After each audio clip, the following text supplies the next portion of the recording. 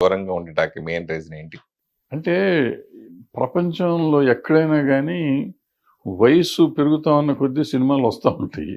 మన తెలుగులో మాత్రం వయసు పెరిగితే తీసేస్తారు. కండెమ్ చేసేస్తారు. వీళ్ళు ఔట్‌డేటెడ్ అనుకుంటారు. హ్మ్. హ్మ్. సో, అందుకని మీకు చూడండి కొంచెం ఇప్పుడు 'రాఘవేంద్రరావు' గారి కంటే గొప్ప డైరెక్టర్ లేరని మొన్నటిదాకా అనేవాళ్ళం. ఇప్పుడు ఆయనకి సినిమా ఇచ్చేవాళ్ళు. ఆయనకే దిక్కు లేకపోతే నాకేం దిక్కు కానీ ఆయన ఖాళీగా ఉండట్లేదు కదా! ఏదో ఒకటి చేస్తా ఉంటున్నారు కదా ఆయన. అలా నేను ఏదో చేస్తున్నా. అప్పుడప్పుడు డబ్బింగ్ సినిమాలు చేస్తా ఉంటాం. అప్పుడప్పుడు ఏదో ఇట్లా పలాసలాగా ఏదో ప్రాజెక్ట్ ఒకటి సెట్ చేయడం. అట్లా ఏదో చేస్తున్నాం. అట్లా కాదు కదా! ఇప్పుడు ఆయన ఇచ్చిన హిట్లకి వాళ్ళ తెలుగు సినిమాకి ఒక ట్రెండ్ సెట్టర్ ఆయన. ఆయనకే ఆయన సినిమా అంటే వచ్చే పరిస్థితి లేదు. సో ఏంటంటే ఇప్పుడు ఆయనైనా నేనైనా ఇంకొకళ్ళమైనా కానీ ఆ ఏజ్ ఉన్నోళ్ళు మన ఇవాళ ఉన్నదానికి అకంప్లిష్ అవుతూ మనం అనుకునేది తీయగలిగితే డెఫినెట్గా ఇవాళకి సక్సెస్ అవుతాం. క్లింట్ ఈస్ట్వుడ్ గారు ఆయన 90 ఏళ్ళు ఆయన ఇవాళకి డైరెక్ట్ చేస్తాం. మొన్నటిదాకా డైరెక్ట్ చేస్తాం. ఇప్పుడు చేస్తున్నాం. పోయినట్టున్నారు ఈ మధ్య. ఆయన లాస్ట్ మినిట్ వరకు చేస్తాను. ఎంత అద్భుతమైన సినిమాలు చేశారు ఆయన. సో ఎవరైనా కదా అక్కడ ఎవరో 70లు 80లు వస్తున్నా ఇంకా డైరెక్ట్ చేస్తానే ఉన్నారు. చిత్ర పరిశ్రమలో ఎన్నో ఆటుపోట్లు అన్ని చూసిన వ్యక్తి మీరు కళ్ళారా అన్ని జరిగింది. ప్రస్తుత చిత్ర పరిశ్రమ ఏ పొజిషన్లో ఉందని మీరు అనుకుంటున్నారు? చిత్ర పరిశ్రమ ఎప్పుడు బాగానే ఉంటుంది. ఆటుపోట్లనే వస్తూ ఉంటాయి. ఇప్పుడు నాకు సినిమాలు లేవు కాబట్టి సినిమా ఇండస్ట్రీ నాశనం అయిపోయిందని నేను అంటే ఎట్టు కుదురుతుంది. ఉన్నోళ్ళంతా బాగానే ఉన్నారు కదా. అద్భుతంగా ఉంది. డెఫినెట్గా మన తెలుగు సినిమా 20 కోట్లు 30 కోట్లు కలెక్ట్ చేస్తేనే ఎక్కువ అనుకునే రోజుల నుంచి వాళ్ళు ఒక హీరోకి 100 కోట్లు ఇచ్చే పరిస్థితికి వచ్చిందంటే మనం ఎంత ఎదిగామో ఆలోచించుకోవాలి. So we should be very happy, we should be very proud. మనం గర్వపడాలి. ఇంత పరిస్థితికి మనం వచ్చాం. ఎక్కడికి వెళ్ళిపోయాం మనం. ఇవాళ డైరెక్టర్కి 40 కోట్లు 50 కోట్లు తీసుకునే పరిస్థితికి వస్తే తెలుగు సినిమాలో ఇంతకంటే కావాల్సింది ఏంటి? హీరోకి 100 కోట్లు, డైరెక్టర్కి 50 కోట్లు అంటే ఇంకా ఇంతకంటే గర్వించేది కానీ ఇంతకంటే గొప్ప విషయం ఏమీ లేదు. ఇండస్ట్రీ డెఫినెట్గా బాగుంది. అంటే ఇప్పుడు బడ్జెట్ కంటే దాంట్లో 50% హీరోల రిమ్యునరేషన్ అయిపోతుంది అనే కామెంట్స్ బాగా ఎక్కువ వినపడుతుంది. దాని మీద మీ స్పందన? ఏం కామెంట్ ఉంటుంది? ఇప్పుడు నేను ఉన్నాను, నాకెవడు రూపాయి ఇవ్వడు కదా. నేను ఫ్రీగా చేస్తానంటే కూడా చేయించుకోరు. అదే వాళ్ళు త్రివిక్రమ్ గారు లేకపోతే మన రాజమౌళి గారు వాళ్ళకి ఎంత అడిగితే అంత ఇస్తారు. వాళ్ళు సక్సెస్ ఇస్తారు కాబట్టి. సిమిలర్గా హీరోలు కూడా అంతే. వాళ్ళు సక్సెస్ ఇస్తున్నారు కాబట్టి వాళ్ళకి ఇస్తున్నారు. ఇవాళ పలానా ఎక్స్ హీరోకి ఒక 100 కోట్లు ఇస్తున్నారు అనుకుందాం కొంచెం. ఆ ఎక్స్ హీరో మార్కెట్ 200 కోట్లు ఉంటేనే కదా ఆయనకు 100 కోట్లు ఇస్తారు. 100 కోట్లు నాకు రికవర్ అవుతుంది. ఆ ఎక్స్ హీరోని పెట్టుకోకుండా నేను 1 కోటి రూపాయలు ఎదురిస్తాను నన్ను పెట్టి తీస్తే వాడు నాశనం అయిపోడా? సర్వనాశనం అయిపోతాడు. నేను ఇచ్చిన డబ్బులు కాకుండా అతని ఇంకో 1 కోటి రూపాయలు పోతాయి. సో ఎవరు బెటరు? మార్కెట్ ఉన్న వాళ్ళు బెటర్. మార్కెట్ ఉన్న వాళ్ళు బెటర్ కదా. మరి అటువంటిప్పుడు ఇచ్చిన మనం ఏడవటం ఎందుకు? ఇప్పుడు అతని మార్కెట్ ఉంది. అయితే ఏంటంటే ఇండస్ట్రీని గురించి ఆలోచించుకునేటట్టయితే ఒకసారి సెట్ అయిపోయిన ఆర్టిస్టులకి నిజంగా 100 కోట్లు ఇచ్చినా తప్పులేదు. సడన్గా ఓవర్ నైట్ వచ్చేసి ఓవర్ నైట్ రేట్లు పెంచుదాం అనుకుంటారు చూడు, వాళ్ళు అట్లా చేయకూడదు. ఈవెన్ వీళ్ళు కూడా నేను అంటాను తెలుగు సినిమా ఇండస్ట్రీ నిజంగా 100 కోట్లు మించి బడ్జెట్ చేయటమే ఆలోచించకూడదు.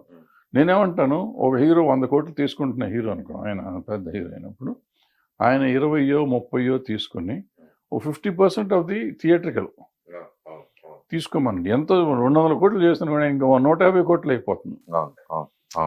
డిజిటల్ శాటిలైట్లు ప్రొడ్యూసర్కి వదిలేసి థియేట్రికల్లో ఉన్న దాంట్లో 50% 60% హీరోని తీసుకోమను. మినిమం రెమ్యునరేషన్ తీసుకుని అంటే ఒక రెమ్యునరేషన్ సెట్ అయిపోతుంది.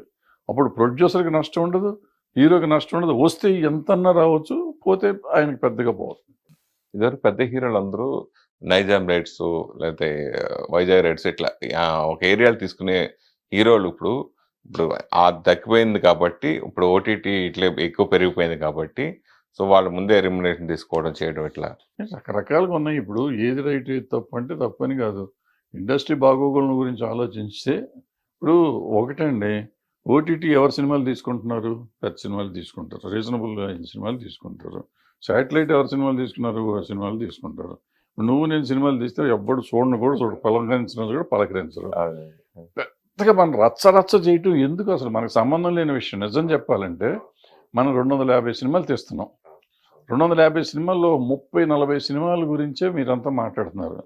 అసలు యాక్చువల్గా మనం మాట్లాడాల్సింది 210 సినిమాలు ఉన్నాయి, ఏ అయితే బయట పడతలేదో వాళ్ళని ఏ దారిలో పెట్టాలి, వాళ్ళకేంటి, వాళ్ళు ఎక్కడ దెబ్బతింటున్నారు, ఎందుకు దెబ్బతింటున్నారు, దెబ్బతిన్న వాళ్ళ గురించి మనం ఏం చేయాలి, దీని గురించి మనం మాట్లాడితే సమాజానికి పనికొచ్చేది.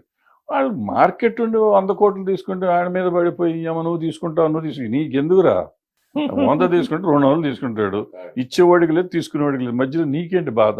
ఎప్పుడైనా 100 సినిమాల్లో మనకు ఉండేది 5% కదా సక్సెస్ శాతం. అవును. రిలీజ్ చేసే సక్సెస్ శాతం. అది మనం ఎప్పుడు పెంచే పరిస్థితి ఎప్పుడు ఉండదా, పెరిగే పరిస్థితి ఉండదు ఇండస్ట్రీకి అసలు. పెరిగే పరిస్థితి అంటే ప్రాబ్లం ఎక్కడ వస్తుందంటే, ఈ హీరోలు ఇప్పుడు ఒకటి ఏమొచ్చిందంటే అందరూ వాళ్ళ ఇన్వాల్వ్మెంట్ పెరిగిపోయింది. నాకు అర్థమైనంత వరకు, నేను తప్పు హీరోల ఇన్వాల్వ్మెంట్ పెరిగిపోయిందా? హీరోయిన్ ఇన్వాల్వ్మెంట్ పెరిగిపోయింది. వీళ్ళలో పోటీతత్వం వచ్చింది. అంటే పర్సనల్గా అంతా ఫ్రెండ్సే, క్లోజ్ ఫ్రెండ్సే, వాళ్ళు ఎవరో శత్రువులు కాదు. మనం ఫ్యాన్స్ పిచ్చోళ్ళకి తిట్టుకుంటాం కొట్టుకుంటాం, కానీ వాళ్ళు చాలా హ్యాపీగా ఉంటారు, సాయంత్రం అయ్యేసరికి కలిసిపోయి ఉంటాం. వాళ్ళ పోటీతత్వంతో ఒక సిమిలర్ సబ్జెక్ట్స్ రావటం, సిమిలర్ ఇమేజ్, ఊరికి బిల్డప్లతో వచ్చే సినిమాలు, ఓ కథలు వెరైటీలు అని లేకుండా ఉండటంతో నీకేమవుతుంది, అదొకటి, అదొక మేజర్ ఆస్పెక్ట్, పెద్ద సినిమాల ఆస్పెక్ట్. చిన్న సినిమాకి వస్తే ఇప్పుడు నేనున్నాను అనుకున్నా, ఫర్ ఎగ్జాంపుల్ నేను ఏదో బాహుబలి హిట్ అయింది, ఇప్పుడు నేను ఏదో చిన్న అవుట్డేటెడ్ డైరెక్టర్ అని నాకు ఎవరో దొరకరు. ఇప్పుడు బాహుబలి లాంటి కథ తీద్దాం అనుకుంటా నేను. బాహుబలి ఆల్రెడీ ఆయన తీసి సూపర్ హిట్ ఇచ్చేసాడు, నాకెందుకు బాహుబలి? నేను ఇప్పుడు సామాజిక వర్గంలాగా కొత్తగా ఆలోచించి కొత్త సినిమా తీసి సామాజిక వర్గంలాగా హిట్ ఇద్దామని నేను ఆలోచించట్లా. సేఫ్గా బాహుబలి లాగా తీద్దాం, లేకపోతే కేజీఎఫ్ లాగా తీద్దాం, పులిని చూసి నక్కవా తిట్టుకోవటం. సో నువ్వు సామాజిక వర్గంలాగా తీయి సినిమా, 200 సినిమాలు అటువంటివి తీయండి, 150 సినిమాలు ఆడతాయి. మనం అటువంటి తీయట్ల ప్రయత్నం చేయట్లా. మీరు తీసుకోండి 200 సినిమాలు, నేను చెప్పాను ఇప్పుడు కింద వచ్చే సినిమాలు, ఈ 200 సినిమాలు పిచ్చి పిచ్చిగా ఉండే, సగం ఒక 100 సినిమాలు చూడలేము. మామూలుగా రీజనబుల్గా కూర్చొని ఫ్రీగా టికెట్ ఇస్తే చూడే పరిస్థితి అని ఉండాలి, అవి కూడా ఉంటాయి 100 సినిమాలు. మిగతా 100 సినిమాలు 50 సినిమాలు నేను చెప్పినట్టు కేజీఎఫ్ లాగాను ఏమన్నా సార్, కేజీఎఫ్ కంటే ఎక్కువ ఉంటుంది, కేజీఎఫ్ కంటే ఎక్కువ నాకు ఎందుకురా బాబు, నేను కేజీఎఫ్ చూశాను కదా, బాహుబలి మన ముందేం నిలబడా సార్ అంటాడు ఇంకోటి వచ్చి, నాకు వద్దురా బాహుబలి చూశాను కదా. వీళ్ళంతా అనవసరం కదా. సో ఇప్పుడు నువ్వు సామాజిక వర్గం ఉన్నది హిట్ ఇస్తాం, ఇంకోటి తీయి హిట్ ఇస్తారు. అంటే సినిమా పుట్టేప్పటి నుంచి ఒక ట్రెండ్ సెక్టర్ ఫిల్మ్స్ అవుతాయి, ప్లస్ ఆ ఇన్స్పిరేషన్ తీసుకుని ఆ ట్రెండ్ ఫాలో అవుతూ ఉంటుంది. ఇప్పుడు మీరు కూడా ఇదివరకు ఆలోచన లాంటి సినిమా ఆ ట్రెండ్ సెక్టర్ సినిమా, తర్వాత సేవ వచ్చి కొట్టకపోయింది, కానీ మీకు అంటే ఆ నిజంగా చెప్పాలంటే అది అంత గొప్ప సినిమా, అది ఆల్రెడీ ఆ సినిమా అప్పుడు అట్లా అలా కొన్ని తర్వాత ఇప్పుడు శివ ఇన్స్పిరేషన్ తోటి ఇప్పటికీ వస్తూనే ఉన్నాయి సినిమాలు ఆ ప్యాటర్న్, అంటే ట్రెండ్ సెక్టర్ సినిమాలని. సో అది ఫాలో అవుతూ ఉంటారు కదా, దాని గురించి. అదే అనవసరం అంటున్నప్పుడు మనం స్వర్ణక్క తీసాం, అప్పుడు ఉసిరామలమ్మ అయిన తర్వాత స్వర్ణక్క తీసాం. ఉసిరామలమ్మ అడ్వాంటేజ్ వల్ల నాకు స్వర్ణక్క కూడా బాగా ఆడింది, రీజనబుల్గా డబ్బులు వచ్చినాయి నాకు. బట్ ఉసిరామలమ్మ ఈ రోజుగా రికార్డు, నిజం చెప్పాలంటే లెక్కలు తీస్తే ఈ రోజుకి అది రికార్డ్ అయ్యింది. ఇన్ని బాహుబలి వచ్చినా కానీ ఉసిరామలమ్మ ఇంకా రికార్డ్ అయ్యేది, అంతంత డబ్బు వచ్చింది దీనికి. సో ఎప్పటికప్పుడు మనం కొత్తగా వెరైటీ తీయగలిగిన రోజున ఎప్పుడు బాహుబలి, ఇప్పుడు బాహుబలి లాంటి కథ రాలేదని కాదు, బాహుబలి 30 ఏళ్ల తర్వాత నీకు విట్లాచారి గారి సినిమా వచ్చింది. సో అసలు ఎవరికి అర్థం కాలేదు అసలు ఇటువంటి సినిమాలు ఉంటాయా అని, తెలుగులో తీస్తారనేది కూడా తెలియదు వాళ్ళకి, వచ్చిన జనరేషన్కి ఇరగబాదేసింది. మీ స్వర్ణక్క షూటింగ్ టైంలో నేను కూడా వచ్చా. ఇప్పుడు రోజా బాగా ఫైర్ బ్రాండ్ కింద, అంటే ఆ మార్పు అసలు రోజాలో మీరు ఎక్స్పెక్ట్ చేసిన మేము ఎక్స్పెక్ట్ చేయలేదు ఎప్పుడు, అంతలా మార్పు వచ్చి ఆవిడ మినిస్టర్గా అవటం, ఇలా అవటం, దాని గురించి రోజా గురించి మీరు ఏం చెప్తారు? ఏం లేదు, మనిషికి ఒక ఆస్పిరేషన్ ఉంటుంది.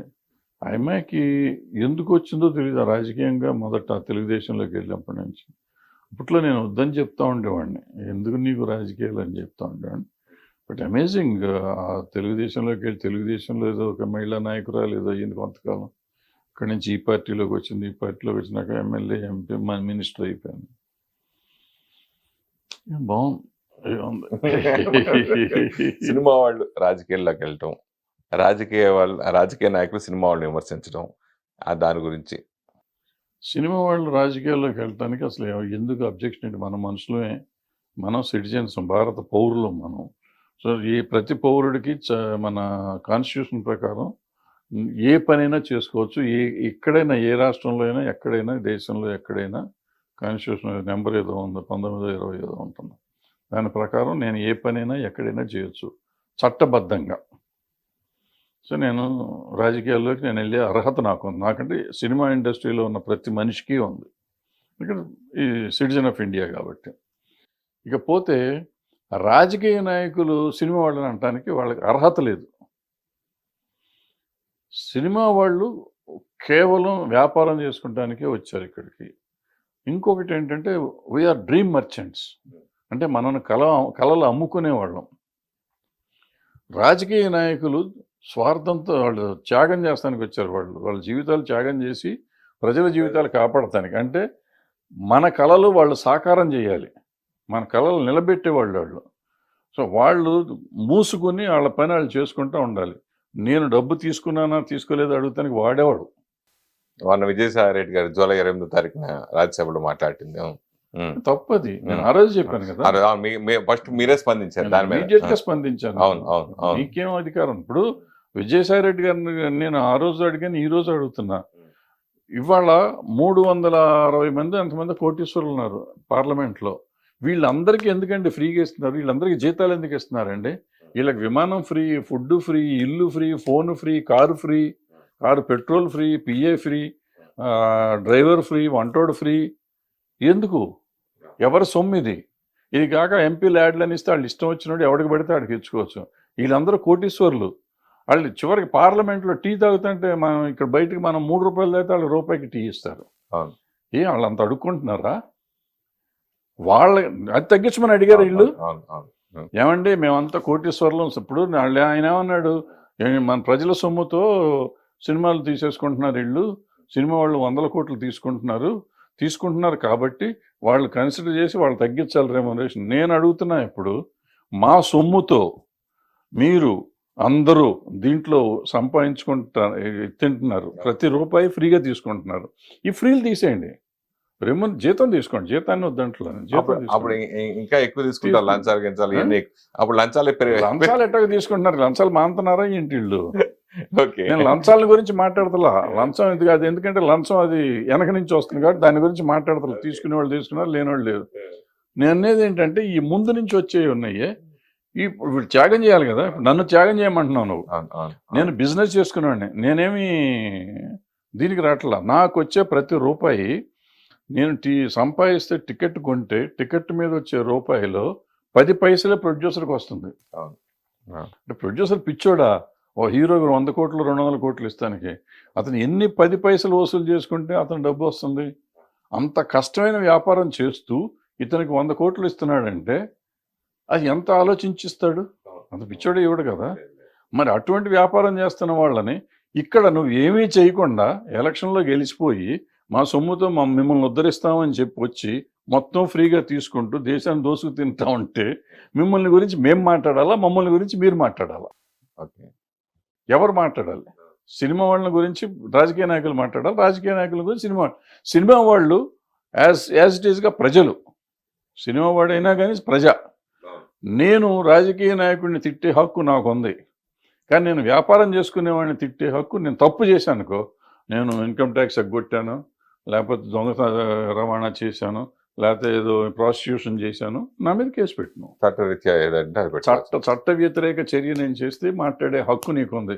నా జీతాన్ని గురించి మాట్లాడే హక్కు నీకే ఉంది. నీకేమన్నా ఉంటే గట్టిగా మాట్లాడాలంటే, అయ్యో అండి సినిమాల ఇండస్ట్రీలో కార్మికులకు తక్కువ ఇస్తున్నారండి అని చెప్పు.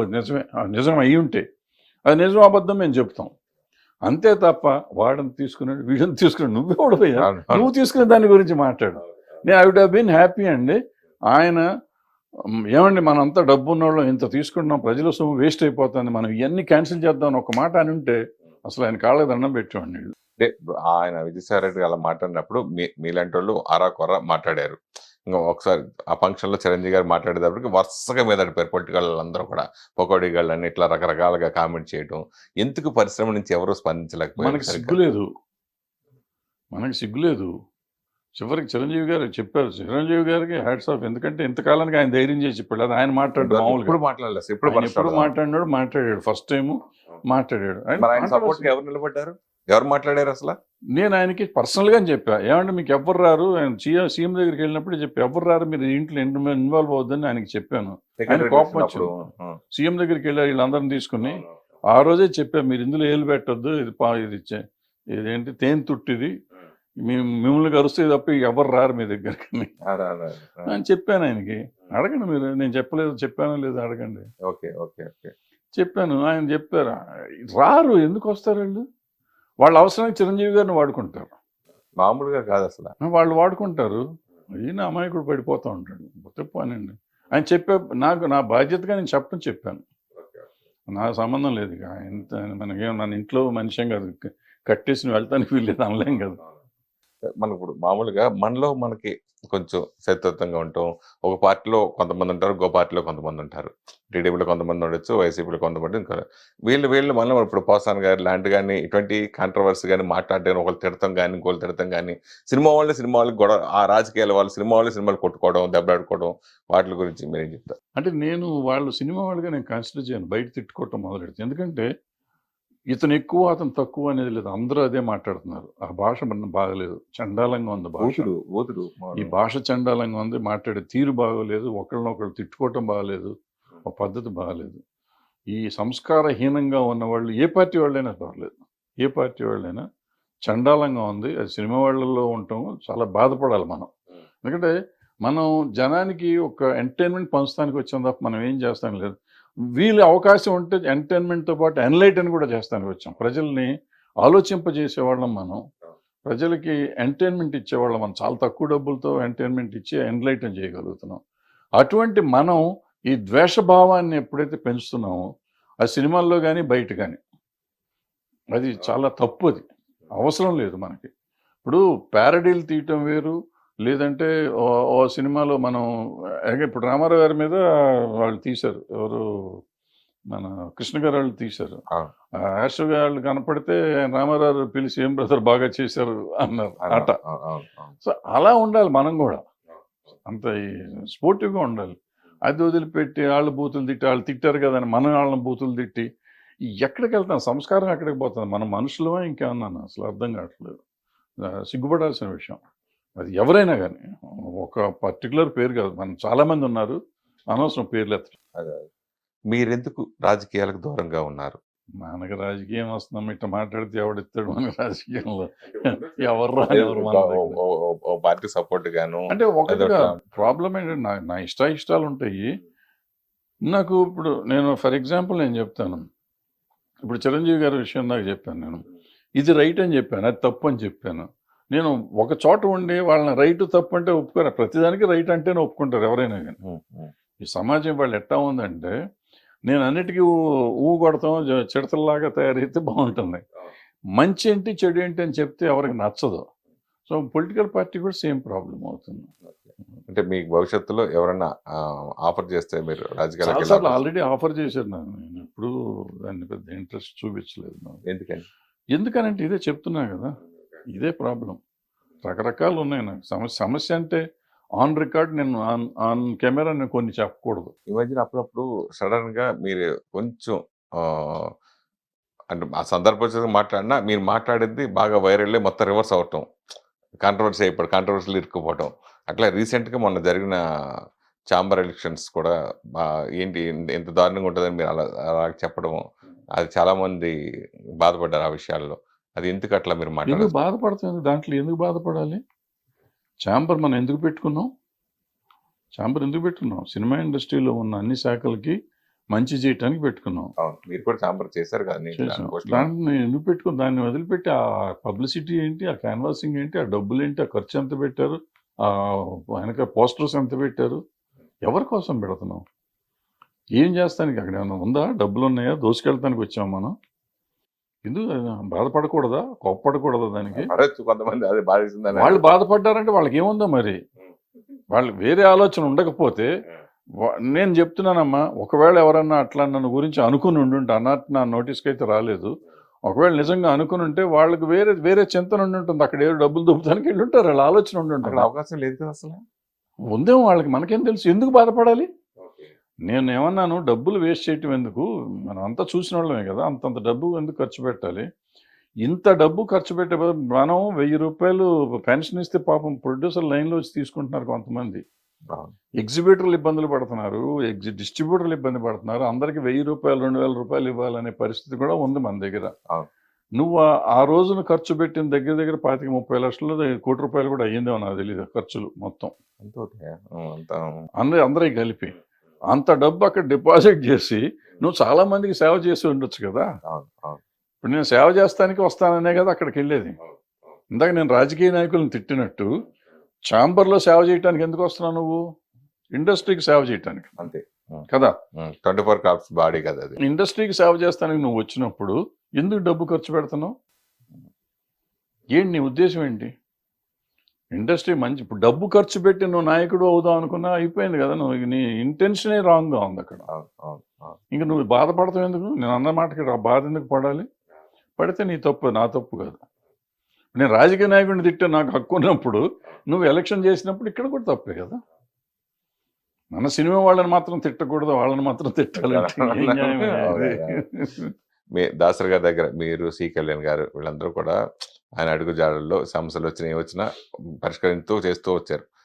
ఇండస్ట్రీకి సంబంధించి ఏ ప్రాబ్లం వచ్చినా.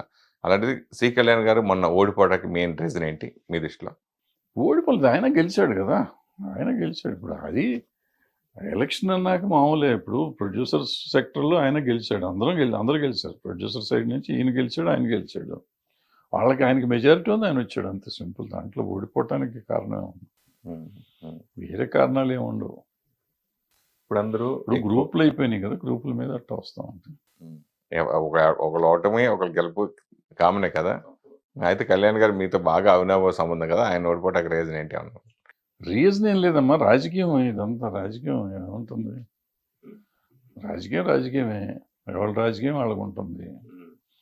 దాని గురించి ఏం మాట్లాడతాం మనం? నేను నిజంగా నాకు పట్టించుకోవటం కూడా లేదు. 5 ఏళ్ల నుంచి అట్లా పట్టించుకోవట్లేదు. ఎందుకు అట్లా దూరంగా ఉంటాయి? ఎందుకు? ఏముంది దాంట్లో? నేను ప్రొడ్యూసర్ ఛాంబర్ ప్రెసిడెంట్‌గా చేశాను. అవును.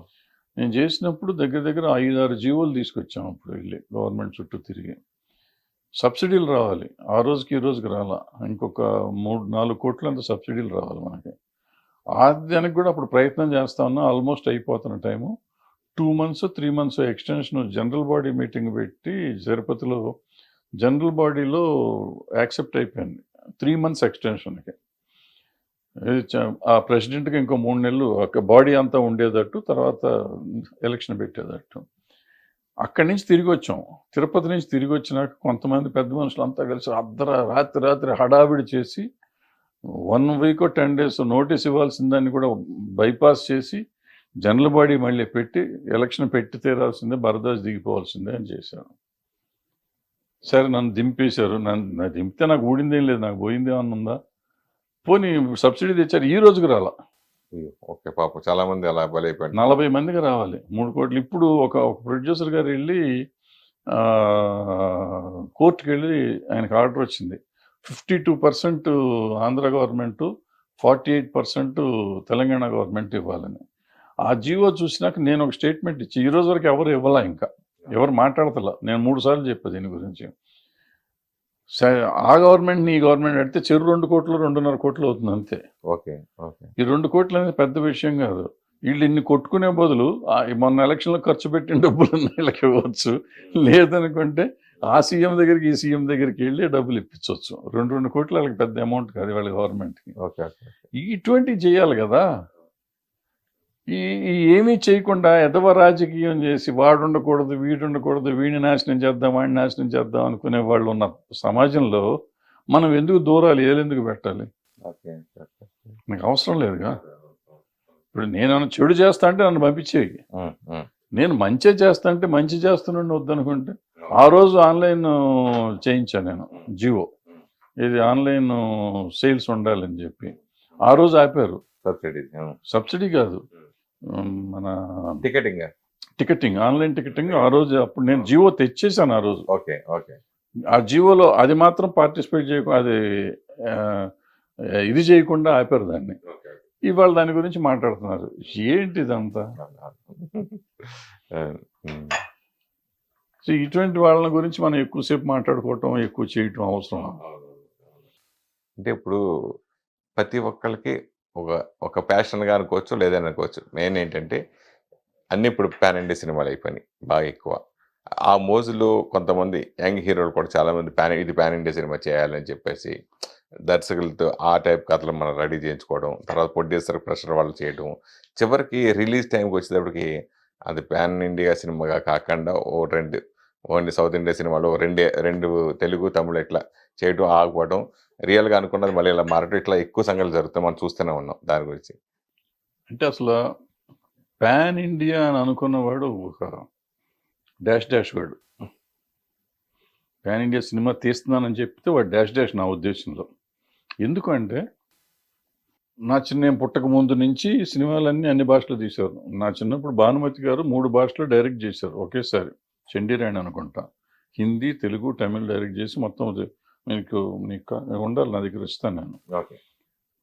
భారతదేశం అంతా అఖండ భారతదేశంలో రిలీజ్ అవుతున్నాం చిత్రం అని చెప్పి అప్పుడు ఆ రోజుల్లోనే. ఆ రోజు 52, 54 ఎప్పుడో ప్రాంతంలో. ఓకే. అంటే అది పాన్ ఇండియా అనే అర్థం. మాయాబజార్ పాన్ ఇండియా సినిమా. మాయాబజార్ పాన్ ఇండియా అనేగా. అవును. పాతాళ పేరు హిందీలో ఎన్టీ రామారావు. చేశారు. అవును, అవును, అవును. ఎన్ని సినిమాలు, తమిళ్లో సినిమాలు ఎన్ని ఉన్నాయి, తెలుగులో సినిమాలు ఎన్ని ఉన్నాయి, రోజా ఏంటి, బొంబాయి ఏంటి, ప్రేమికుడు ఏంటి, జెంటిల్మెన్. ఇవన్నీ సినిమాలు వచ్చేసినాయి కదా, సూపర్ టూపర్గా చేసినాయి. అయితే అప్పుడు లేని పాన్ ఇండియా ఇవాళ కొత్తగా ఎందుకు వచ్చింది? ఊరికే మాట మారింది కాబట్టి మారుస్తున్నాం మనం అంతే. ఒకటి. రెండో పాయింట్, ఇప్పుడు నేను చెప్పిన సినిమాలన్నీ ప్లస్ ఇప్పుడు ఆడిన సినిమాలు, పాన్ ఇండియా అనేది ఎప్పుడు వచ్చింది? బాహుబలి తర్వాత కేజీఎఫ్, RRR కదా. ఈ 3 సినిమాలు అంతకు ముందు సినిమాలు. కానీ ఇది ఏదైనా పాన్ ఇండియా కోసం తీసిన సినిమాలు ఎట్లాగో నాకు చెప్పండి. వాళ్ళు తెలుగు కథలే తీశారు. వాళ్ళు ఈ 3 సినిమాలు తెలుగు కథలే తీశారు. 1000 కోట్లు వచ్చినాయి. దంగల్ అని ఒక సినిమా వచ్చింది. వాళ్ళ ఊరు కథే తీశారు. ఊరు కథ, విలేజ్లో కథ తీశారు. అది వీటితో పాటు చేసింది. అది కానీ ఈ 3 సినిమాలు కానీ, కాంతారా వాళ్ళ ఊరు కథ తీశారు. అది 300 కోట్లు చేశారు. ఏమంటే కేజీఎఫ్ వాళ్ళ ఊరు కథ తీశారు. అది 2 కేజీఎఫ్లు ఇరగబడేసినాయి. బాహుబలి నా చిన్నప్పుడు విఠలాచార్య గారి సినిమా అనేది, అది 1000 కోట్లు చేసింది. 2 సినిమాలు 2000 కోట్లు చేసింది. 2 సినిమాలు చేసినాయి.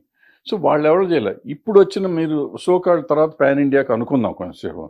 మొన్న పిల్లడు నిఖిల్ సినిమా ఒకటి వచ్చింది, స్పైగా. దానికి ముందు కార్తికేయ 2 అతను తెలుగు సినిమా తీసుకున్నాడు. అది హిందీలో డబ్ చేసి రిలీజ్ చేస్తే అది హిందీలో కూడా హిట్ అయింది. పెద్ద హిట్ అయింది. నేను చెప్పొచ్చేది ఏంటంటే, నీ భాషని నమ్ముకుని నీ కథ నువ్వు సినిమా తీయి. మనం సినిమా అనేది అందరికీ నచ్చేదే. మనం రీమేక్లు ఎందుకు చేస్తున్నాం? చాలా సినిమాలు మనకు అన్ని భాషలో రీమేక్ అయిన సినిమాలు ఉన్నాయి. మన తెలుగు సినిమాలు అంటే పాన్ ఇండియాలేగా. కథ కావాలి, కథ పాన్ ఇండియా ఉండాలి. కథలో ఆర్టిస్టులు కాదు. ఇక్కడ ఏంటంటే హంగులతో పాన్ ఇండియా అంటున్నారు. నువ్వు కథ సినిమా తీస్తే ఆ కథ ఆటోమేటిక్గా పాన్ ఇండియా అవుతుంది. ఇప్పుడు పుష్ప 2 కూడా వస్తుంది. పుష్ప ఉంది, మన ఇందాక చెప్పిన దాంట్లో పుష్ప ఉంది. 2 లేదు, పుష్ప ఇక్కడ కథేగా తీసుకున్నాడు ఆయన. దాంట్లో ఏముంది?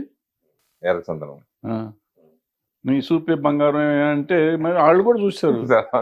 ఊ అంటావు హిందీ సాంగ్, అది తమిళ సాంగ్, అన్ని భాషల్లో హిట్ అవ్వాలా. సో మనం అన్నీ ఏదో రాంగ్ నోషన్లో బతికేస్తూ ఉంటాం. మనం ఎవడో పాన్ ఇండియా అని పెట్టాడు. ఇప్పుడు అతను రాజమౌళి ఒక మంచి మార్కెటింగ్ ఆయన రకరకాల పేర్లు పెడతాడు. ఆయన పెట్టిన పేర్ల పులిని చూసి నక్క వాత ఎట్టుకున్నట్టు మనం వెళ్ళిపోయి మనం చేసుకుని, ఏమండి ఏ సినిమా చెప్పండి హిందీలో ఎక్సెప్ట్ సాహో, ఏ సినిమా హిందీలో పే చేసింది చెప్పండి? మనం పాన్ ఇండియా అని చెప్తున్న సినిమాల్లో మన దగ్గర పాన్ ఇండియా అనకుండా ఉన్న సినిమాలన్నీ హిట్ అయినాయి. ఇప్పుడు కాంతారా రిలీజ్ చేసిన 2 వారాలు గ్యాప్ ఇచ్చి అన్ని భాషలో రిలీజ్ చేస్తే మళ్ళీ సూపర్ హిట్ అవ్వాలా? అంటే దాని అర్థం ఏంటంటే, నువ్వు నీ రీజనల్ సినిమా నువ్వు తీసుకునేటప్పుడు బాగా తీసుకో. కొంచెం ఏం బయట ఎంత వస్తుందేమో ఇంకో 2 కోట్లు ఎక్కువైతే అవుతుంది. అప్పుడు ఆటోమేటిక్గా రిలీజ్ అయ్యి నీకు కంటెంట్ బాగుంటే అవుతుంది. ఆయన చార్లీ అని తీశాడు, చిన్న సినిమా, కుక్క మీద సినిమా. అది కూడా పాన్ ఇండియా వచ్చిందిగా. ఎందుకు రావు సినిమాలు? ఇందాక చెప్పిన కార్తికేయ 2 అతనికి మా 12-13 కోట్లు ఇక్కడ తీసుకున్నారు. అది 100 కోట్లు చేసిందిగా. మరి ఇంకేంటి పాన్ ఇండియా? ఈ తొక్కలో పాన్ ఇండియా అని ఎందుకు మనం మోసం చేసుకుని దాన్ని ఖర్చు పెట్టుకుని రూపాయి తీసుకునే వాడికి ₹2 ₹10 మనం రెమ్యునరేషన్ ఇచ్చి పాన్ ఇండియా కాబట్టి ₹10 రెమ్యునరేషన్ ఏమన్నా ఎక్స్ట్రా తీస్తున్నావా? నేను ఇందాక చెప్పిన చండీరాణి 3 భాషల్లో తీశారు. పూర్వకాలం సినిమాలు మీరు మైండ్ ఇట్ అన్ని భాషల్లో తీశారు. వీలైతే 3 భాషలకి 3 నటులను కూడా మార్చేవారు సైమల్టేనియస్ షూటింగ్ చేస్తూ. తెలుగుకి వీళ్ళు, హిందీకి వాళ్ళు, తమిళకి వీళ్ళు అని చెప్పి మెయిన్ లీడ్స్ కూడా హీరో హీరోయిన్లు కాకుండా మిగిలిన వాళ్ళందరినీ మార్చారు సపోర్టింగ్. జరుగుతున్నాయి కదా కొన్ని చాలా తక్కువ. అది పారాడబ్బింగ్ లాగా చేస్తున్నారు. అది కాదు సినిమా షూటింగ్ అప్పుడే నా షార్ట్ తీసి మళ్ళీ మీ షార్ట్ తీస్తారు. అట్లా తీసినవి ఉన్నాయి సార్. తీసేవారు సినిమాను. అది పాన్ ఇండియా అంటే ఒక రకంగా. ఇదేం పాన్ ఇండియా అండి? ఇది మోసం. ఒకరినొకరు మోసం చేసుకోవడం, మనం మోసం చేసుకోవటం. ఎవరిని మోసం చేయట్లే, మనం మోసపోతున్నాం. మనం మోసం చేసుకుని మనం మోసపోతున్నాం. ఇప్పుడు ఎప్పుడు మనం కొన్ని టైంలో కొన్ని హిట్స్ రకరకాల చూస్తూ ఉంటాం మనం. కానీ ఈ సంవత్సరం పర్టికులర్ వచ్చేసరికి బలగం చిన్న సినిమాగా రిలీజ్ అయ్యి పెద్ద హిట్ అవ్వటం, ఇప్పుడు సామాజ వర్గమన, ఇప్పుడు బేబీ సినిమాలు, ఇలా మీరు కూడా చిన్న సినిమాలుగా చేసిన సినిమాలు పెద్ద సక్సెస్ కొట్టారు చాలా సినిమాలు. సో ఇప్పుడు ఈ సంవత్సరంలో ఈ 3 సినిమాల గురించి మీ అనాలిసిస్? ఏం లేదు, ఇప్పుడు సామాజిక వర్గమన చక్కగా ఫ్యామిలీ సరదాగా ఉంటుంది. మొత్తం ఫ్యామిలీ కూర్చొని చూడొచ్చు. ఫుల్ ఎంజాయ్మెంట్ సినిమా సాగింది. బలగం లాంటి సినిమా అసలు ఆలోచనే లేదు. అతను ఇప్పుడే కాదు, 5-6 ఏళ్ల కింద 7 ఏళ్ల కింద వేణు కాదు దిల్ రాజు ఆ సినిమా తీశాడు. దిల్ రాజు శతమానం బావితే తీశాడు, నేషనల్ అవార్డు కొట్టాడు. ఆ సినిమా ఆ రోజునే వచ్చింది కదా సినిమా. ఫ్యామిలీ, అది అవుట్ అండ్ అవుట్ ఫ్యామిలీ. ఆ రోజున అది చేయలేదు కాబట్టి వాళ్ళు చేసి ఉంటే అది నా ఉద్దేశంలో అది కూడా పాన్ ఇండియా సినిమా అయ్యి ఉండేది. చేయలేదు వాడు. So family subject. ఇప్పుడు ఇది వచ్చేటప్పటికి ఫ్యామిలీ, అది ఆ రోజున సూపర్ హిట్ అయింది. ఆ తర్వాత ఇది మళ్ళీ ఫ్యామిలీ సబ్జెక్ట్ వచ్చింది. ఇది కొత్త ఆర్టిస్టులను పెట్టి మొత్తం తెలంగాణలో ఉన్న ఆ చావు మీద వచ్చే ఇది ప్రతి ఇంట్లో జరుగుతుంది. తెలంగాణలోనే కదా, ఆంధ్రాలో కూడా అదే జరుగుతుంది. ప్లస్ మీకు అక్కడ చక్కగా కాకి సెంటిమెంట్ పెట్టి, అంటే నీళ్ళు మనం అందరం కలిసి ఉంటేనే మనం నమ్మకం కాకి ముట్టుకుంటాం. ఎందుకంటే మన వాళ్ళ ఆత్మ శాంతించాలంటే వాళ్ళ కోరిక నెరవేరాలి, చచ్చిపోయే ముందు కోరిక నెరవేరాలి. ఆ కోరిక ఏంటంటే అందరూ కలిసి ఉండాలి. చాలా అద్భుతమైన కాన్సెప్ట్. సో ఇప్పుడు మనం అందరం కొట్టుకుసేస్తున్నాం, రోజు తెల్లారలేస్తే కొట్టుకోవటమే కదా. కలిసి ఉండాలని చెప్తే సంహవ్ ఎక్కడో కనెక్ట్ అయ్యారు పబ్లిక్. ఎందుకంటే మన ఇళ్లలో ఎవరన్నా చచ్చిపోగానే మన ఆస్తుల కోసం కొట్టుకోవటం ఇవన్నీ మామూలు రొటీన్ కథలే. అది చూసేసరికి ఒకటికాడికి ఒక చిన్న షాక్ వచ్చింది. లేకపోతే ఆంధ్రాలో ఆడతాం ఏంటి, తెలంగాణ సినిమా కదా, ఆంధ్రాలో ఎందుకు ఆడింది, ఆంధ్రాలో సూపర్ హిట్ కదా అది. సో అట్లా అది వచ్చింది. ఈ తర్వాత బేబీకి వచ్చేటప్పటికి ఇవాళ సమాజంలో జరుగుతుంది, ఈ అమ్మాయిలు ఏమి రెక్లెస్గా ఉంటున్నారు అనేదాన్ని వాళ్ళు కళ్ళకు కట్టినట్టు చూపించినట్టు అనిపించింది. వాళ్ళకి అనిపించింది. అది రైటా తప్ప అని డిస్కషన్కి వెళ్తే అది వేరే సంగతి. వాళ్ళకి అనిపించింది, వాళ్ళు చూసేసారు, విపరీతంగా ఎగబడి చూసేసారు. ఫ్యామిలీతో వెళ్ళి చూసే సినిమా అనిపిస్తుంది అసలు. అదే మామూలు చూస్తున్నాక ఇంక మనం ఎవరిలో అండి కామెంట్ చేయటానికి. ఇప్పుడు నాకు నచ్చిన చూసేస్తున్నా కానీ అది కరెక్టా తప్పు అంటే 100 కోట్లు అయిపోయింది. మన ఇప్పుడు నువ్వు తప్పు అయితే ఏంటయ్యా అంటాడు. మనం తప్పు అన్నాం అనుకో, అయితే ఏంటి జనం చూస్తున్నారు కదా. రామారావు గారు ఏమన్నాడు, జనం మెచ్చిన సినిమా అన్నాడు. మనం ఇప్పుడు నేను అద్భుతమైన సినిమా తీసా చూడలా, ఇంకేముంది. గుడ్ సినిమా ఉండటం కాదు, గుడ్ సినిమా కాదు, జనం చూసే సినిమా. అప్పట్లో పైరసీ వస్తుంది, సినిమా ఇండస్ట్రీ అయిపోయింది, లేదంటే వీడియోలు ఇలా కాపీ పడుతున్నాయి, ఇట్లా ఇప్పుడేమో ఓటీటీ వచ్చేస్తుంది, సినిమా క్లోజు, ఇలా అనుకునే టైంలో ఇలా సినిమాలు సక్సెస్ అవ్వడం అనేది, ఇంకెందొచ్చిన సినిమా అనేది ఎప్పుడు బతికే ఉంటుందంటారా? 100% బతికే ఉంటుంది.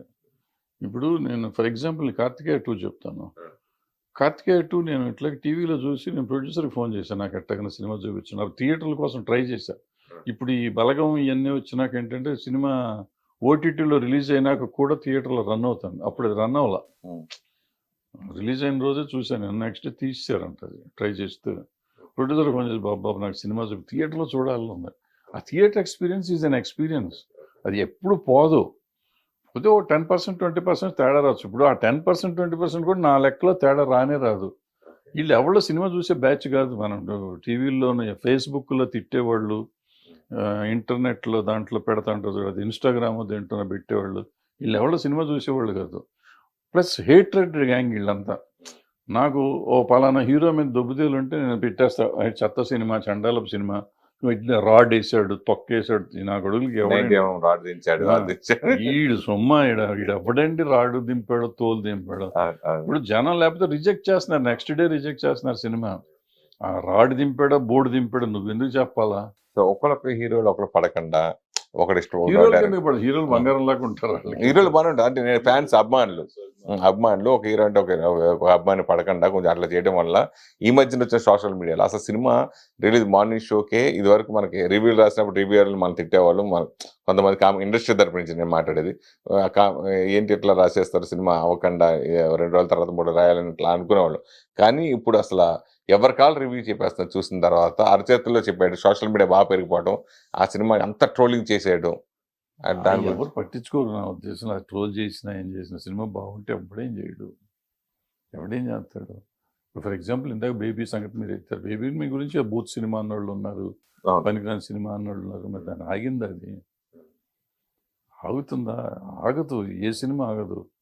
బాహుబలి ఏముంది, ఏమో విట్లాచారి సినిమా అన్నారు, మరి ఆగిందా? 2.5-3 కూడా ఇచ్చినవి ఉన్నాయి దానికి. త్రిబుల్ ఆర్ ఏముంది సినిమా అన్నారు, మరి ఆగిందా? 1000 కోట్లు చేసింది. ఇవన్నీ మనం అనవసరంగా భ్రమపడతాం అనమాట. మనకిష్టం లేకపోతే దాన్ని 100 అంటాం. నాకు నచ్చి ఉండకపోవచ్చు త్రిబుల్ ఆర్, తప్పలేదు. నా ఇష్టం, నేను టికెట్ పెట్టుకున్నాను, నాకు నచ్చకపోవచ్చు. బట్ దాని గురించి రాడు, తొక్క, తోటకూర నువ్వు టెక్నికల్గా చెప్పు, నాకు ఈ సినిమా ఇట్లా ఎందుకు బాగాలేదని నువ్వు చెప్పు, తప్పులేదు. అది నీ ఇష్టం, నీ అభిప్రాయం, డబ్బులు పెట్టుకున్నావు కాబట్టి. అది కూడా అవసరం ఏంటి? నీకేం పని లేదా? శుభ్రంగా అమ్మ నాన్న చదివించారు, ఉద్యోగం చేసుకుంటున్నావు, చదువుకుంటున్నావు, ఉండగా దీంట్లో పెట్టి ఇది రాడురా, ఇది బోర్డురా, నీకెందుకు ఇది అవసరమే ఉంది? If it is a profession, నేను క్రిటిక్ని, నాకు ఇదే పని అన్న తప్పులేదు. క్రిటికల్గా చెప్పండి, తప్పులేదు. ఇప్పుడు సినిమాటోగ్రఫీ అమెండ్మెంట్ దాని గురించి ఎక్కువ 1954 యాక్ట్ కొంతమంది యాక్సెప్ట్ చేస్తారు, కొంతమంది ఇట్లా అన్నారు. మన దిల్ రాజు గారు కూడా అది మంచిదే, జీవో మంచిదని మోదీ గారు కూడా అభినందించి చెప్పడం. అది మంచిదంటే ఏముంది దాంట్లో? వాళ్ళు శిక్షా స్మృతి పెంచాం అన్నారు. మనకు ఆల్రెడీ 3 ఏళ్ళు మనకి ఎక్కువ కోర్టు కూడా పెట్టించాం. అప్పట్లో శ్యాంప్రసాద్ రెడ్డి గారు వీళ్ళంతా కష్టపడి పాపం కోర్టు కూడా పెట్టారు దానికి. ఇండియాలో ఎక్కడా లేదు, ఇక్కడ ఇప్పుడు కోర్టు పని చేయట్లేదు అనుకోండి. సో ఇట్లాంటివి చేసాము, పెట్టారు. దానివల్ల ఎంత లాభం ఉంటుందనేది కావాలి. చట్టాలు చేయటం ముఖ్యం కాదు. ఇప్పుడు ఇక్కడ జరిగినప్పుడు నిర్భయ చట్టం తెచ్చారు. నిర్భయ చట్టం తెచ్చి నిర్భయ కేసే 7 ఏళ్ళు పట్టింది. ఏముంటుంది, ఏం వస్తున్నాయి కేసు? మనం చట్టం మార్చినందువల్ల మనకి ఎంతవరకు మార్పు వస్తుంది అనేది ఆలోచించాలి. ప్రతి చట్టం మంచిదే, ప్రతిదీ ఎవరు చేసినా ఎవరు చెడు ఉద్దేశంతో చేస్తారని నేను అనుకున్నాను. బట్ దాన్ని ఆచరణలోకి ఎలా తీసుకురాగలం, ఆచరణ యోగ్యమా, ఆమోదక యోగ్యమా అనేది చూసుకోవాలి. ప్లస్ ఇంకోటి ఏంటంటే, సినిమాల గురించి ఎప్పుడన్నా చట్టాలు తీసుకుంటే సినిమా వాళ్ళని కూడా కన్సిడర్ చేయాలి. ఎవరో ఒకరిని, ఆర్గనైజేషన్స్ ఉన్నాయి కదా, ఎవరి ఇష్టం వచ్చినట్టు అటు తీసేసి చేసేస్తా అంటే. అందువల్ల కాపీరైట్ యాక్ట్ చేశారు. కాపీరైట్ యాక్ట్ ఏంటంటే, ఇప్పుడు నేను సినిమా తీస్తున్నా, నేను ఒక కథ తీసుకున్నా, కథలో ఒక సిచ్యువేషన్ తీసుకుని దానికి ఒక పాట రాయిస్తాను. అంటే సిచ్యువేషన్ నేను ఇస్తున్నా, పాట నేను ఇస్తున్నా, మ్యూజిక్ డైరెక్టర్ డబ్బులు ఇస్తున్నా, రైటర్కి డబ్బులు ఇస్తున్నా, ఆర్కెస్ట్రాకి డబ్బులు ఇస్తున్నా. కానీ హక్కు నాది కాదు. పాట మీద హక్కు నాది కాదు. పాట మీద హక్కు ఎవరిదో రైట్స్ కొనుక్కున్న వాళ్ళదంట. దానికి ఇప్పుడు నేను నా ఫిల్మ్ నగర్ క్లబ్లోనో లేకపోతే మన ఆఫీస్లో పండగ ఏదైనా ఫెస్టివల్ చేసి నా సినిమా 100 days ఫంక్షన్ చేసి నేను పాట పెట్టుకుంటే నేను వాళ్ళకి వచ్చి డబ్బులు ఇవ్వాలి. ఇది ఎక్కడ కూడా నేను ఇన్ని కోట్లు ఖర్చు పెట్టి నేను సినిమా తీస్తే నేను సిచ్యువేషన్ ఇవ్వకపోతే ఆయన పాట రాసింది నేను కొనుక్కుంటే అనుకోవచ్చు. డబ్బులు ఇచ్చేది అక్కడ వెస్టర్న్ కంట్రీస్లో ఉండేది. వెస్టర్న్ కంట్రీస్లో ఏంటంటే ప్రైవేట్ ఆల్బమ్స్ అన్ని, వాళ్ళకి సినిమాలో మ్యూజిక్ లేదు. మనకి సినిమాలో పార్ట్ మ్యూజిక్. ఇప్పుడు మనకి ఎంత దరిద్రం అంటే, మనం సినిమా తీస్తే ఆడియో కంపెనీకి ఇచ్చేస్తే ట్రైలర్ వేసుకుంటానికి, ట్రైలర్లో యూట్యూబ్ రైట్స్ మనవి కాదు, ట్రైలర్ వాళ్ళు వేయాలి, మన వేస్తానికి వీల్లేదు. ఇది ఎక్కడ సినిమా ట్రైలర్ వేసుకుంటానికి కూడా హక్కు లేని దౌర్భాగ్యపు స్థితిలో ఉంది మనం. మరి మీకు డబ్బులు ఇస్తున్నారు కదా ఎవరు? ఆడియో కంపెనీ కొనుక్కున్న వాళ్ళు. ఇవ్వద్దు మనీ. మీరు అమ్ముకోకుండా ఉంటే మీకే ఉంటుంది కదా. అట్లాగా ఆ. నాకు డబ్బులు దేనికి ఇస్తున్నారమ్మా? రైట్స్ తీసుకున్నందుకు, ఆడియో రైట్స్ తీసుకుని ఆడియో రైట్స్ తీసుకుని ఆడియో రైట్స్ మీద అతను సంపాదించుకుంటున్నాడు కదా, దాన్ని మనం అడగట్లేదు కదా. లాస్ వచ్చి కూడా ఉంటాయి వాళ్ళకి. ఇప్పుడు సినిమా అదే అతని ఇష్టం సినిమా అయితే ఫ్లాప్ డిజాస్టర్ అవుద్ది. నేను వెళ్ళి అతను అడుగుతున్నాను, అతను కదా కొనుక్కుంటున్నాడు, నేను అడగట్లా. అవును, అవును. అది నీ వ్యాపారం, నువ్వు లాభం వస్తే నువ్వు తీసుకుంటున్నావు, నష్టం వస్తే కూడా నువ్వు తీసుకోవాలి. అంతే తప్ప ఇది నన్ను వ్యాపారం చేసుకోనివ్వద్దంటాను. నువ్వెవడు? నేను తయారు చేసే ప్రోడక్ట్ని, నేను మొత్తం ప్రోడక్ట్ తయారు చేసి ఒట్టి పాటలే తయారు చేయలే. ఆ ప్రోడక్ట్, ఈ పాటలు నా సినిమాలో ఇది. ఇప్పుడు అల్టిమేట్గా టీవీ ఛానల్లో సినిమా కొనుక్కుంటాడు శాటిలైట్, అతను కూడా వాళ్ళకి డబ్బులు ఇవ్వాలి.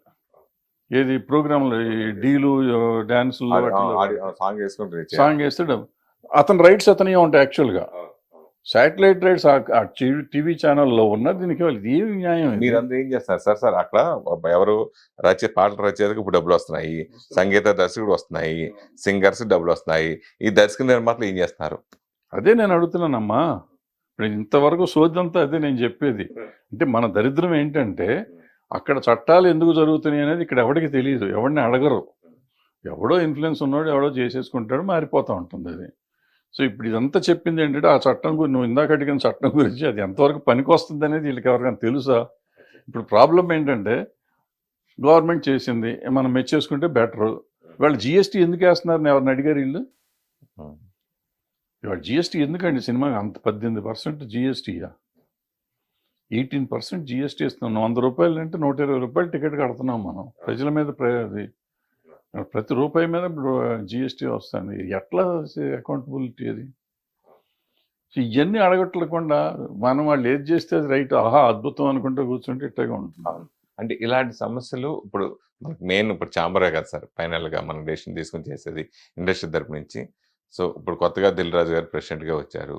సో ఇప్పుడున్న సమస్యలు ఇప్పుడు మీరు చెప్పారు, పాటల గురించి, ఆడియో రైట్స్ గురించి, దేని గురించి వీళ్ళందరికీ ఒక యూనిట్ ఉంది, మన ప్రొడ్యూసర్లకి, డైరెక్టర్లకి, వీళ్ళకి ఎవరికి యూనిట్ లేకుండా పోయింది. సో అలాంటి సమస్యలు మీకు ఇంకా అనిపించినవి ఏంటి? ఆ సమస్యల్ని ఇప్పుడు దిల్ రాజు గారు పరిష్కరించగలగరా, చేయగలుగుతారన్న నమ్మకం మీకు ఉందా? మనకి తెలియదు, మనకెందుకు వచ్చింది చెప్పు. వాళ్ళ రాజకీయాలు వాళ్ళే, మనకెందుకు? వచ్చినాయి చెప్తాం, ఆవిడని అడిగితే చెప్పాలి, అడగకుండా. ఎందుకంటే ఇక్కడ ఏదో మన ఇద్దరం చర్చించుకుంటున్నాం కాబట్టి చెప్పుకుంటూ పోతున్నాం. నాకేం తీట పట్టింది ఇళ్ళే దిల్ రాజు గారితో కూర్చుని. ఆయనకి అంత టైం ఉండదు, ఆయన బిజీ ఆయన బిజీ ప్రొడ్యూసర్, ఆయనకి టైం ఉండదు. ఆయన ఇంటానికి టైం ఉంటుందా? ఉండదు. మనకెందుకు చెప్పు. అయితే ఏం చేస్తాం? నాకు అవసరం లేదు, ఇవాళ నేను సినిమా తీయట్లేదు, నాకు పోదు. మీరు కూడా బిజీగా ఉన్నా కానీ మీరు కూడా కొన్ని సమస్యలు చేసి ఉండొచ్చు, చేయకపోయి ఉండొచ్చు. సో నా తీట నాది, నేను అప్పుడు ఆ గోల ఉండి చేశాను. వాళ్ళకి తీట గోల ఉందో లేదో నాకేం తెలుసు. అది కాకుండా ఇవాళ ప్రొడక్షన్లో ఉన్న వాళ్ళకి తెలిసినంత నాకు తెలియదు. నేను చెప్పినవన్నీ జనరల్ ఐటమ్స్. ఇవాళ ప్రొడక్షన్లో ఉన్న వాళ్ళకి వాళ్ళు కొన్ని కొత్త వచ్చిన టెక్నాలజీ మారిపోయింది, సిస్టమ్ మారిపోయింది.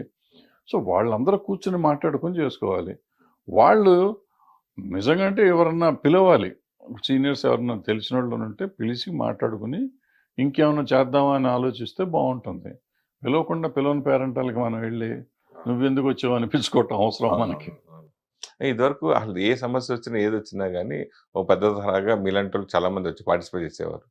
ఇప్పుడు ఇప్పుడు ఆ కలుపుకోవడం ఇప్పుడు పోయిందా? అవన్నీ అక్కర్లేదనే కదా ఎలక్షన్లు అట్లా కొట్టుకున్నారు మొన్న. వాళ్ళకి వాళ్ళు పెద్దవాళ్ళు అనుకున్నారు, కొట్టుకున్నారు. పెద్దవాళ్ళు అంటే నిజంగా పెద్దవాళ్ళు వాళ్ళు. డెఫినెట్గా వాళ్ళ మార్కెట్ ఉన్న పరిస్థితుల్లో వాళ్ళు సూపర్ స్టార్స్ వాళ్ళంతా. వాళ్ళని కాదంటానికి ఏం లేదు, మనకి అసలు అనే హక్కు లేదు.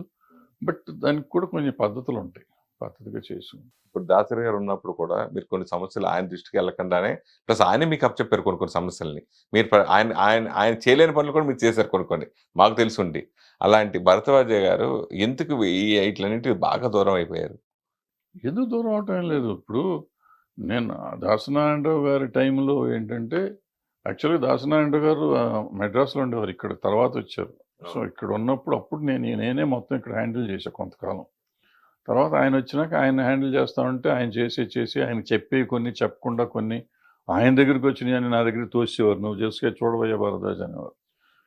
సో అట్లా చేసేవాళ్ళం, పని ఉంది కదా. అంటే నేను అడిగా ఒకరోజు గురుగారు అసలు మనకెందుకు, మనకి అర్థం అవ్వట్లేదు, కానీ మనం ఇక్కడ మాట్లాడతా అంటే మన ముందు డోర్ వచ్చినప్పుడు కాళ్ళు మొక్కుతున్నారు మీకు పర్టికులర్గా. ఆయన కూర్చోబెట్టి అడిగా, రాగానే కాళ్ళకి దండం పెడుతున్నారండి. సార్ మీరు తప్ప దేవుళ్ళు లేరు గురువు గారు అంటున్నారు. తలుపు దగ్గర మనకు వినపడతా ఉండగానే మన బూతులు తిట్టుకుంటూ వెళ్తున్నారు ముండా కొడుకులాళ్ళు. ఈ నా కొడుకులకి మనం ఎందుకు చేయాలి సార్ అని అడిగాను. ఆయన ఒకటి చెప్పాడు నాకు. మనం అనేవాళ్ళం మనం చేస్తామా చేయమా అవుతుందా అవుదా కాదు. మనలాంటి వాడు ఒకడు ఉన్నాడు అనేసరికి వాళ్ళకి సమాజంలో కొంతమందికి భయం ఉండి కొంతన్నా తగ్గుతుంది. మొత్తం 100% మనం సాల్వ్ చేయలేం. కరెక్ట్. 100% ఎప్పుడు సాల్వ్ చేయలేం. బట్ 70-80% కట్ అయితే అవుతుంది. సో ఆ భయాన్ని మెయింటైన్ చేద్దాం. అవసరం ఉన్న పాపం అవకాశం ఉండి ఎవరికైనా జరిగిందనుకో మనం చెప్పినవన్నీ ధర్మం అని కాదు. కొన్ని జరిగినాయి అనుకో సంతోషించాలి మనం. పక్కనోడికి హెల్ప్ చేసామని.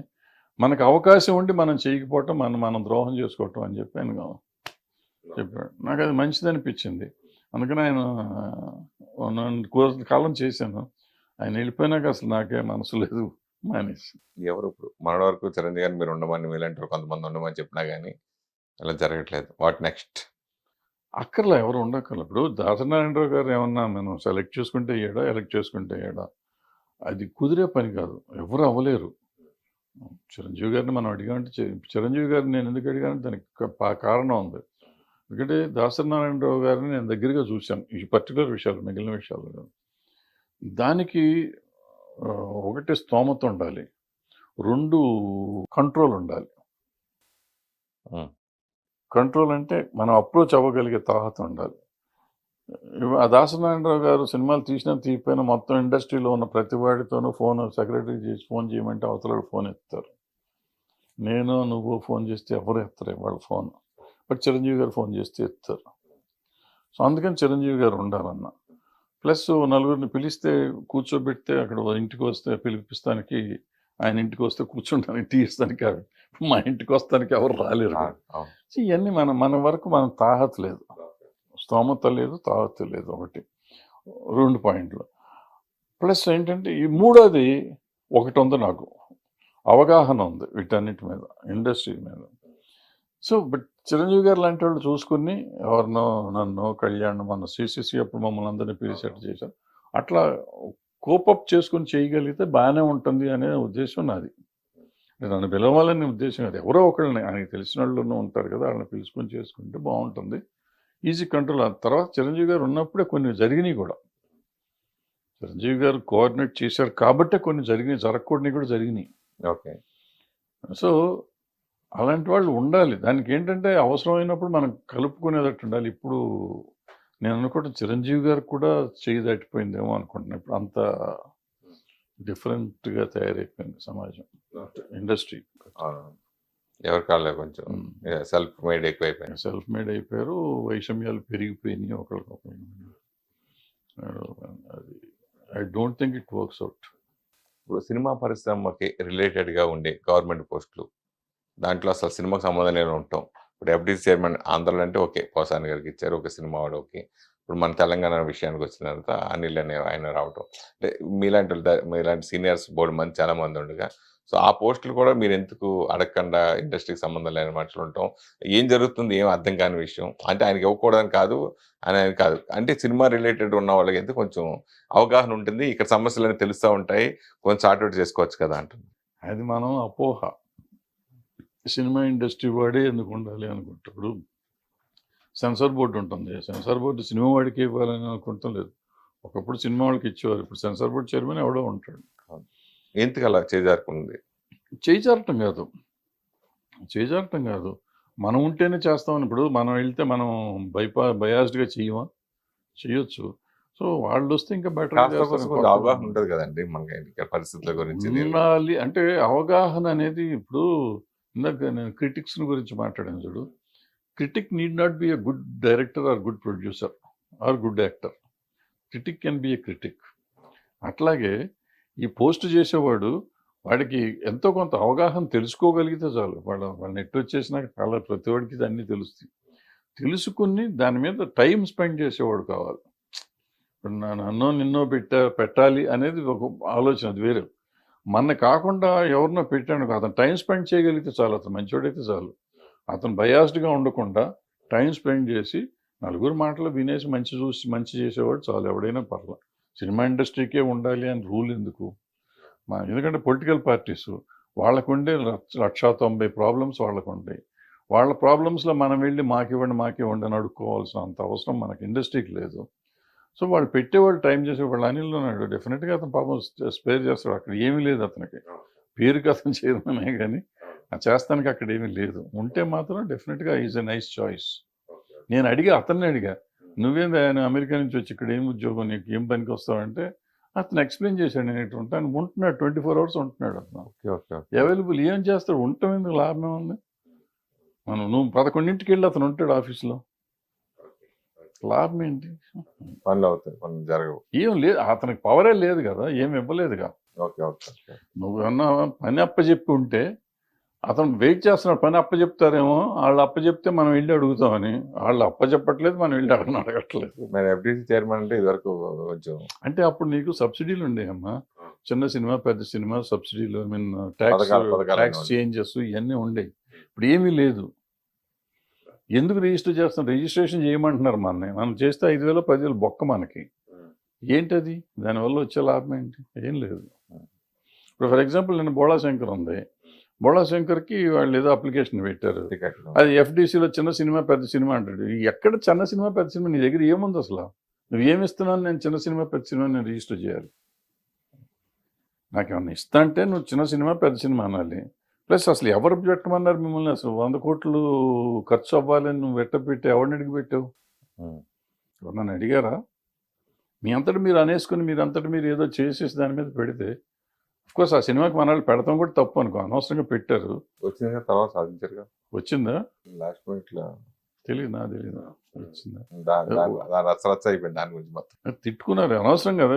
ఏమొచ్చింది మనకి? దానివల్ల వచ్చే లాభం లేదు, నష్టం లేదు, అనవసరం అసలు దానికి.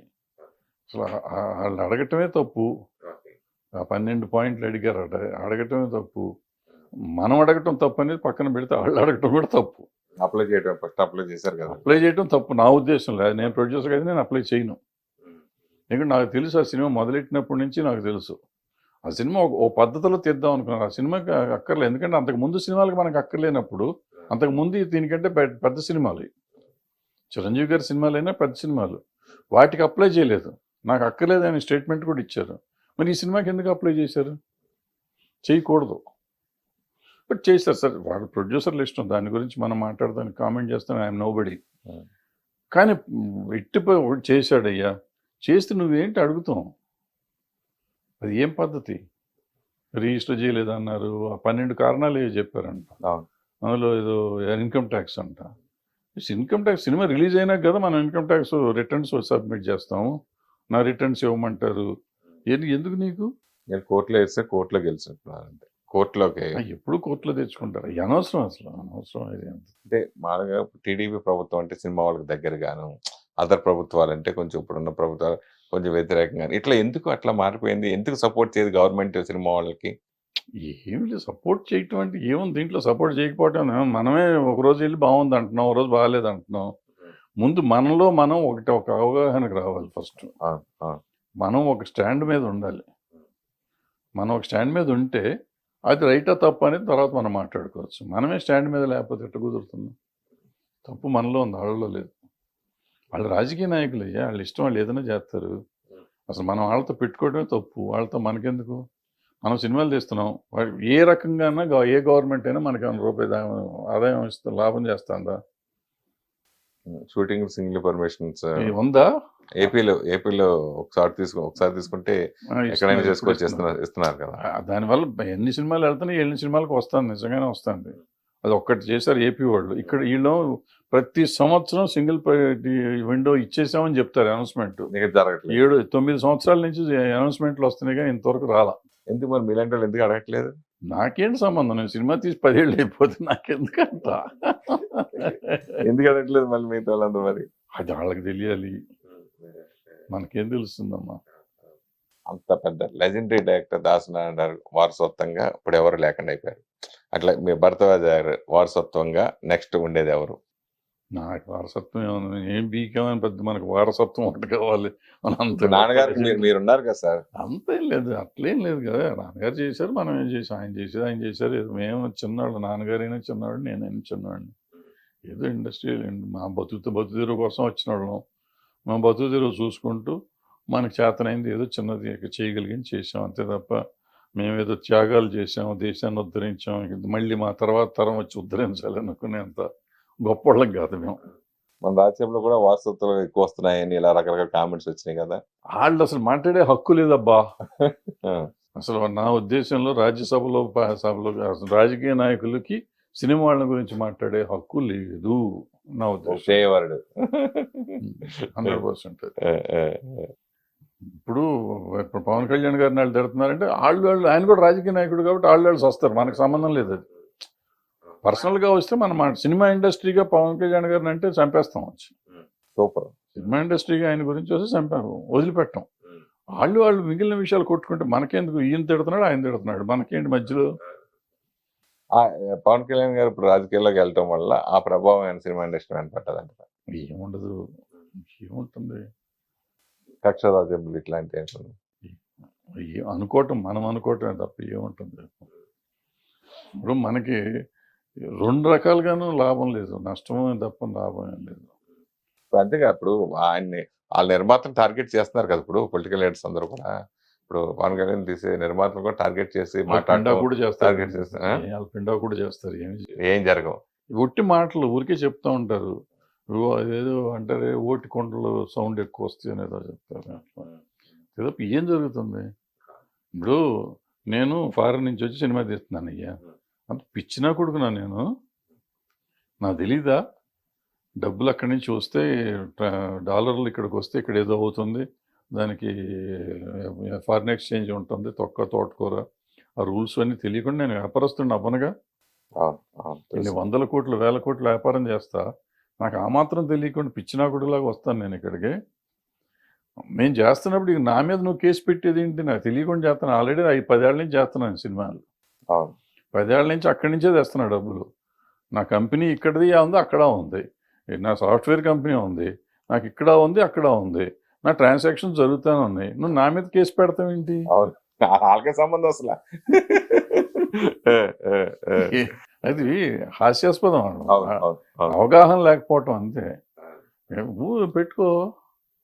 పెట్టుకో ఏమవుతుంది, నాకు ఏమవుదు. నిజంగా చేసావనుకో డెఫినెట్గా నువ్వు పెట్టకపోయినా నన్ను బట్టి వస్తాడు. నేను తప్పు చేస్తున్నాను అనిపించినప్పుడు నువ్వు కేసు పెట్టినా పెట్టకపోయినాడు వచ్చి నా మీద పడతాడు, ఈడీ వాడు ఇన్కమ్ ట్యాక్స్ వాడు పడతాడు. ఇప్పుడు నువ్వు పెట్టినందువల్ల వాళ్ళకి నాకు నా సంగతి తెలుస్తుంది కదా, ఇంక నేను క్లియర్ అయిపోతా. ఒకవేళ వాళ్ళు వస్తారు, నేను అంత క్లీన్గానే ఉన్నానుగా, క్లియర్ అయిపోతుంది. ఇంకోసారి ఇంకో 10 ఏళ్ళ దాకా రాదు, నాకు సంతోషం అన్నమాట. ఇండస్ట్రీలో అంటే నేనున్న అబ్జర్వేషన్ ప్రకారం ఒకే రంగంలో డైరెక్టర్గానే కంటిన్యూ అయితే కనుక ఎక్కువ నాళ్ళు మనకు సన్షన్ అవ్వకుండా ఉండలేకపోతాం. ప్రొడ్యూసర్ అనుకోండి, కొన్ని సినిమా ఫ్లాప్ వచ్చిన తర్వాత వాడు వెనకబడి వెళ్ళిపోవడం, ఇంకోటి అవకాశం లేకుండా, అంటే వివిధ భాగాల్లో అన్నింటిలో అవగాహన ఉండి వివిధ భాగాలతో మనకి అవగాహన ఉండి మనం చేసుకునే విధంగా ఉంటేనే ఇక్కడ నిలబడగలుగుతాం అనే దానికి మీ సమాధానం. అది ఇప్పుడు కాదు, ఒకప్పుడు, అది ఇప్పుడు కాదు. ఇప్పుడు అసలు ఏమీ తెలియక్కర్లా, అంత కార్పొరేట్ కదా. అవును, కార్పొరేట్. ఇప్పుడు మన పూర్వకాలం నువ్వు అసిస్టెంట్ డైరెక్టర్ చేసావు కదా, కంటిన్యూటీ అని ఉండేది. ఇప్పుడు ఎవరికైనా కంటిన్యూటీ ఉందా? క్లాప్ కొట్టేవాళ్ళం, క్లాప్ కొడతాం వచ్చేళ్ళకి. ఇవన్నీ అట్లా పోయి మార్పులు వచ్చేస్తున్నాయి కదా, టెక్నాలజీ మారిపోయింది. సో మన అన్నిట్లో ఇప్పుడు పూర్వకాలం మేము ఉన్నప్పుడు డబ్బింగ్లో మేమే కూర్చునేవాళ్ళం, ఎడిటింగ్ మేము వెళ్ళేవాళ్ళం, డబ్బింగ్కి వెళ్ళేవాళ్ళం, రికార్డింగ్కి వెళ్ళేవాళ్ళం, రికార్డింగ్కి వెళ్ళేవాళ్ళం, మిక్సింగ్కి వెళ్ళేవాళ్ళం. ఇప్పుడు అసలు ఎంతమంది వెళ్తున్నారు? ఇన్ని ఉన్నాయని తెలిసిన డైరెక్టర్లు ఎంతమంది? ఎవరికి తెలియదని నేను అన్నా, ఎంతమందికి తెలుసు అనేది నా పాయింట్. ఎంత పర్సంటేజ్కి తెలుసు. సో తెలిసినా కూడా ఇప్పుడు రికార్డింగ్కి వెళ్తానికి లేదు. ఎవడు ఏ ఇన్స్ట్రుమెంట్ మిక్స్ చేస్తున్నాడో తెలియదు మనకి, దేంట్లో మిక్స్ చేస్తాడో తెలీదు. రికార్డింగ్ చేస్తా అంటే ఒక రోజులో అవుతుంది. ఇంతకుముందు ఒక రోజులో 5 పాట పాడేటప్పుడు కూడా నాకు గుర్తు, బాలుని నేను 9 సార్లు పాడించా. మొగుడు గోవాల పాట నాకు నచ్చక, ప్రొడ్యూసర్ నేను, డైరెక్టర్ని కాదు. ఓకే. ఇప్పుడు ప్రొడ్యూసర్ కాదు, డైరెక్టర్కే తెలియదు అక్కడ ఏం జరుగుతుందో. వాడు ఏ ఇన్స్ట్రుమెంట్ మిక్స్ చేస్తున్నాడా, వాయిస్ మిక్స్ చేస్తున్నాడా, వాయిస్ ఎప్పుడు చేస్తాడు, తుంపులుగా చేస్తాడు, ఏది ఏమవుతుందో తెలియదు. సో ఇవన్నీ రకరకాల సమస్యలు ఉన్నాయి. టెక్నాలజీ మారిపోయింది, సిస్టమ్స్ మారిపోయినాయి. సో ఇప్పుడు నువ్వు అడిగినట్టు అన్నిట్లో అవగాహన ఉండాలంటే ఇందుట్లోనే అవగాహన ఉండదు. దానికంటే ఎందుకు పోస్ట్ ప్రొడక్షన్ ఒకరికి అప్పచెప్తున్నారు, ప్రీ ప్రొడక్షన్ ఒకరికి అప్పచెప్తున్నారు, ప్రొడక్షన్ ఒకరికి అప్పచెప్తున్నారు. ఈపీలని వచ్చారు, పీపీలని వచ్చారు, లైన్ ఎల్పీలని వచ్చారు, రకరకాల పదాల పేర్లు. పేర్లు మారిపోయినాయి. మళ్ళీ అది కాకుండా సిపీలు వచ్చారు, కో ప్రొడ్యూసర్లు వచ్చారు, ఆ, ఈ ఇంకెవరిలో ప్రొడ్యూసర్లు వచ్చారు, తర్వాత ఏంటంటే వచ్చారు నాకు తెలియని వాళ్ళు వచ్చారు. ఏంటంటే పోస్ట్ ప్రొడక్షన్ డైరెక్టర్ అంట, మళ్ళీ పోస్ట్ ప్రొడక్షన్కి వేరే డైరెక్టర్ వస్తారు. ఇట్లా రకరకాల పేర్లు వస్తున్నాయి. ఇప్పుడు సాంగులు చేస్తుంటే సాంగ్కి ఒక డైరెక్టర్, డ్యాన్స్ మాస్టర్ సెపరేట్గా ఉంటున్నారు కొన్ని చోట్ల, కొన్ని సినిమాలకి. సో ఇన్ని రకాలుగా మారిపోయి వచ్చిన తర్వాత మనం నువ్వు అన్నట్టు అన్నిట్లో అవగాహన ఉండి ఏం చేస్తాడు. సో మీ ఇన్నేళ్ళ ఎన్నో చేశారు, ఎన్నో ఎక్స్పెరిమెంట్ చేశారు, సక్సెస్ అయ్యారు. కానీ నాకు ఇది ఒకటి ఉంది, ఇది మిగిలిపోయింది అని అట్లా మీ కోరిక లేదని. చాలా మిగిలిపోయినాయి ఉన్నాయి, మనం అనుకునేవన్నీ జరుగుతాయా. That main thing. నేను అనుకున్నట్టు నేను పెద్ద డైరెక్టర్ అవ్వాలనుకున్నా, మణిరత్నం లాగానో లేకపోతే ఎట్లాగో అవ్వాలి, బాలచంద్ర గారు లాగా.